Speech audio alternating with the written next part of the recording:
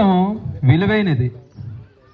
ఈ జీవితం ఎవరిచ్చారు అంటే, ఈ జీవితము ఎవరి వల్ల మనకి అనుగ్రహింపబడింది అని ఆలోచన చేయగలిగితే, ఈ జీవితం దేవుడిచ్చాడు.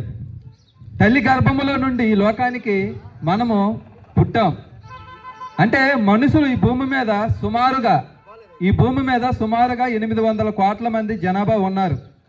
ఈ 800 కోట్ల మంది ఎవరి వల్ల వచ్చారు, ఎవరి వల్ల పుట్టారు ఈ భూమి మీదకి అని ఆలోచన చేయగలిగితే, ఈ 800 కోట్ల మంది జనాభా దేవుని వలన పుట్టినవారు. ఈ భూమి మీదకి దేవుని వలన వచ్చినవారు.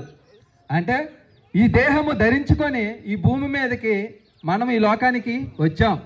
ఈ లోకానికి వచ్చేటప్పుడు దేవుడిచ్చాడు. ఎన్ని సంవత్సరాలు ఇచ్చాడు ఒక మనిషికి?